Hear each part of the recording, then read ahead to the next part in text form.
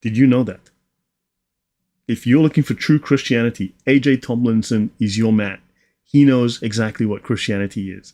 He's got his ear directly to God's lips, and he knows the facts. So if you guys are in doubt, just look up A.J. Tomlinson, join his church. He nailed it. So in North Carolina, A.J. Tomlinson claimed to recover true Christianity after 1,600 years. So the church had disappeared for 1,600 years, and A.J. Tomlinson brought it back. Rachel says, who?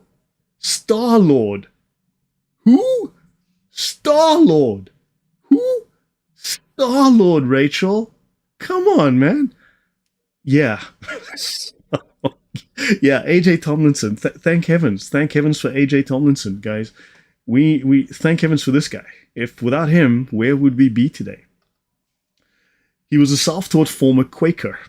Sheer colorful. I'm from North Carolina. Yeah, so Matthew. So, sounds a lot like Joseph Smith and his magic rock. Well, actually, yes. So he's a self-taught Quaker, and on June 13th, 1903, Tomlinson went to the top of a mountain, receiving a revelation that his small group, which became the Church of God of Prophecy, was the true Church of God as described in the Bible. This was the fulfillment of David's prophecy in Psalm 132, 4-6. Thank heavens. He said this small group was in reality the Church of God of the Bible, because he follows the Bible. For they had agreed together to accept the whole Bible, rightly divided, and to walk in all the light as it shined on their pathway. This was the event and the place where David's prophecy, this mountain in North Carolina, is the place where David's prophecy was fulfilled. Did you guys know that? I didn't. But I'm from Africa. I attended that school for emotionally disturbed teachers. And yeah, that wasn't told to me, but maybe you guys from North Carolina know about it. So guys, prophecy has been fulfilled. A.J. Tomlinson was the recipient of that prophecy on a mountain in North Carolina. Who knew? I know. It was earth-shaking.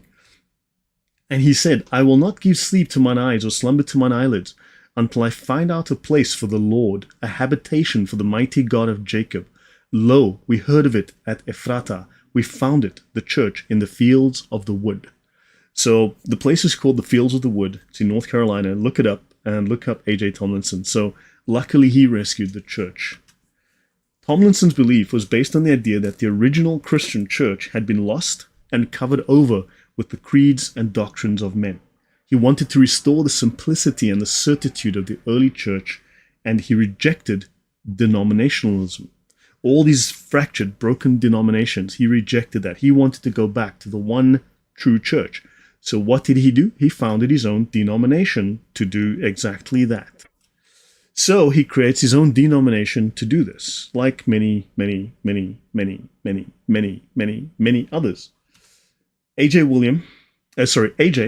William Miller, Joseph Smith, Alan White, Sun Myung Moon, John Calvin are among many figures who, luckily for us, restored the true faith.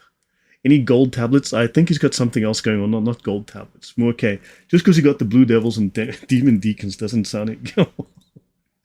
So luckily, so many people came and restored the true faith. Right. But now the question is, where's the historical evidence? Because my aim is to shift a little bit towards historical evidence, because we can all claim I read it in the Bible, right? William Miller is an American Baptist preacher, and he's credited with the mid-19th century North American religious movement known as Millerism. And he said, my principles in brief are that Jesus Christ will come again to this earth. He will cleanse, purify, and take possession of the earth with all the saints sometime between March 21, 1843 and March 21, 1844. After the second coming did not occur, new heirs, as you know guys, the earth ended in 2012, so let's just get it straight. The earth ended in March 2012. After the second coming did not occur, new heirs of his message emerged, oddly enough, despite his error. And from that, we've got the Advent Christians, who started in 1860. You've got the Seventh-day Adventists from 1863. And other Adventist movements. You're leaving out Charles T. Russell. I'm offended. I'm sorry. I couldn't cover everybody. I'm trying to keep this one short and simple. I can always do something more complex later. Since Kant, everybody claims to see something, nobody ever really perceived the truth. Exactly.